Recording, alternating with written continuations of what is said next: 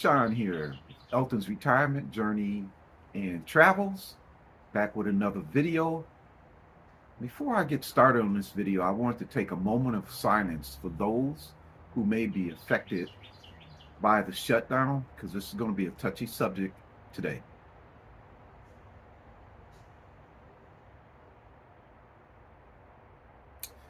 Well, today's October 16th, and yesterday I received my last paycheck from the firm. So from here on out, it's up to me to finance my retirement. I'm officially the payroll manager. So I felt pretty good about that.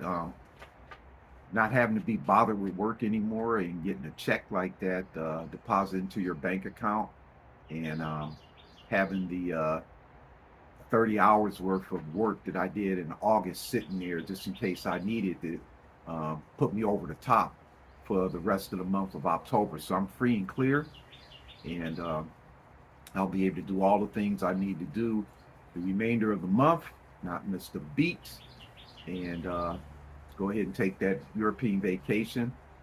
And when I come back, I'll go ahead and settle up with the firm on my 401k, get those funds moved over. And then from there, I will be going and taking appropriate steps to finance my retirement for the month of November, as well as the month of December. Those are the primary months that I'm concerned with. And then once we see how the yield on the investments turn out for 2025, I will go ahead and fund all of 2026. And that's pretty much it. One of the biggest things that I learned, and why I've been featuring so many of the guys I've been watching, is that these guys are already retired. They're showing me how it's done, their processes, and I've developed my own techniques. And one of them I'm actually going to attach to a video here. It talks about my process for fixed income, which is, in my case, I'm coming out at 63 and 8 months. November 1st, it'll be 9 months. So I have the rest of this year, November, December. I got to finance both those months, mortgage, HOA, all the utilities, car insurance, and food and everything. So that number is pretty much $1,600 each month. And then from there, you go into next year, we need $20,000. That'll get you all the way through. Does not cover walking around money. And that does not factor in my income from my side hustle, nor does it include the income from the stadium job. So I'll be looking forward to boosting those next year. Right now, I took a look at my spreadsheet that I had did up. It runs from each pay period, and it has all itemized, all the expenses that I pay. And at the bottom, it tells me how much walking around money that I will have. And I have, for years, and since I've been down here in Georgia, $100 a week is all I really need.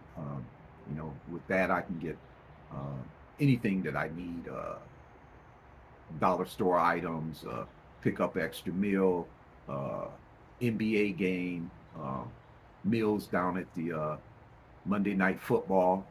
I don't have to pay for the tickets because I buy them, and as a season ticket holder, so I just train fare down there, whatever meals. I don't spend a lot of money, all those drinks and all that kind of, and it's just me. So the numbers are looking really, really good, and that's why I wanted to take a moment of silence, because I know some people may not have it this fortunate, where their job's ending and they're still dependent, where I have a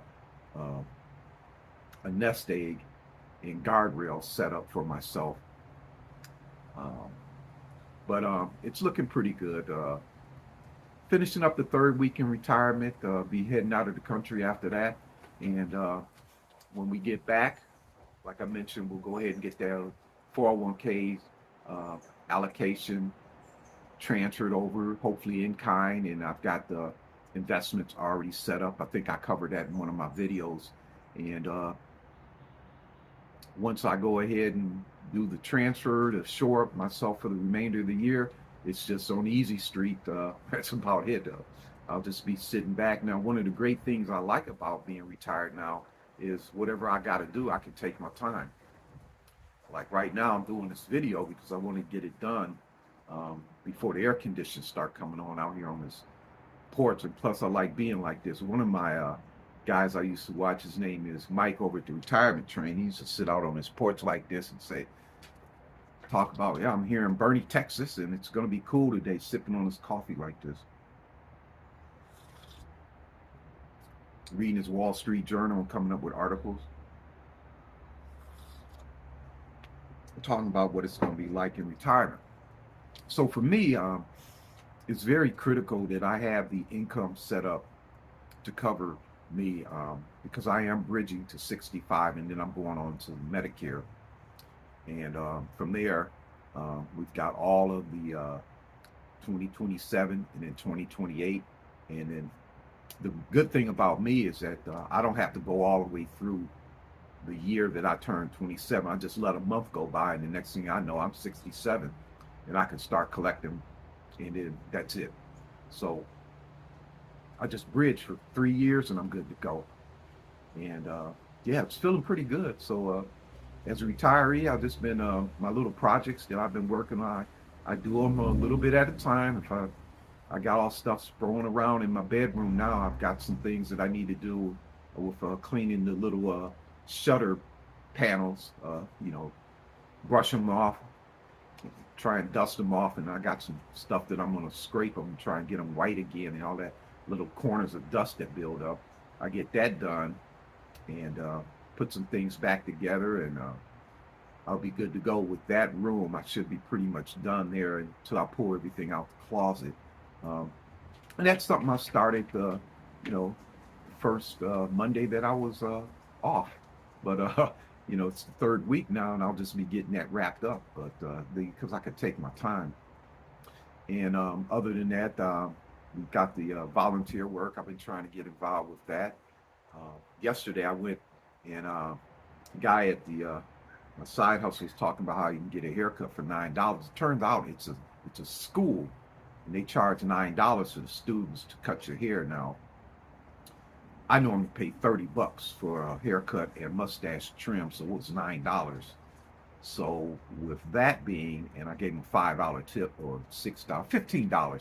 I actually cut my cost down by 50% from $30 a haircut now to 15. But I just need to be patient because I was in there an hour and a half. And after this video, I need to take probably a video of my head so that they can look at it and see how it's cut, because I was telling them how I wanted it cut and how the other barber would start off and what he was doing. And then I had a picture of me, video when I was sitting on a park bench in Argentina. And I said, well, this is what I want the haircut to look like. And it was like, well, we really can't see it all that well and all that. But they finally got the cut done. It looks pretty good. And it's $9 at a barber school. So if you're looking to save some money, you find a barber school, you can go in there. Hopefully they can find somebody to cut your hair, but just be patient. Next time I go, if I have to go through that, I need to grab a bite to eat before I go in there. Because I was in that chair a really long time. I was like, come on, man, we got to get this wrapped up. And then the instructor got on there and cut my hair a little bit down, got it looking like this. The guys that know my hair, they just get me in and out of here. It's not all that sitting around and all that. But it's just a tidbit. The other thing is on dental, there are dental schools that work on your teeth. But anyway, it is great not having to be bothered with work. This wraps it up. Last paycheck. And I got a little surplus cash, and I got a big vacation plan. So that's about it.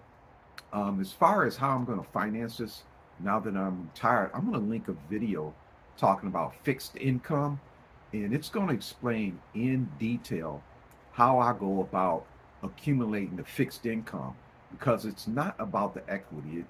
My plan is like what everybody else has been doing who retires early. They want that money that they need to cover themselves and do the things they want available.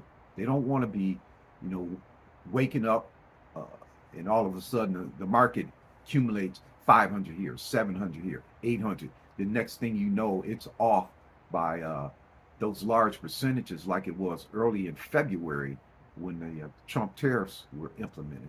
You don't want that. So you want to have your money lined up so that you can just cruise into retirement and not have to be bothered. So I'm going to link that video. It's called Fixed Income. And my name is John, and you're with me at Elton's Retirement Journey and Travel. I am Friday will be 3 weeks of retirement from Morgan Stanley E-Trade as a help desk agent. I'm glad I don't have to take any tech support calls. I can work on my own equipment. And I've got enough little projects to keep me busy, and the flexibility. I've noticed my blood pressure is quite low. And my side hustle, I get my vitals taken twice a week, so the blood pressure is looking good. Now, I was just doing something on the Medicare, looking for a Part B for next year, and I'm probably going to go with WellCare. The medicines that I take, they're all covered, and it's generics. And then I want to talk to my doctor about getting off some of these meds. So that's it. I'm going to go ahead and end this video here, and I'll come back at you with something else. If you like the content, please go ahead and subscribe, and take a look at the next video that pops up on fixed income.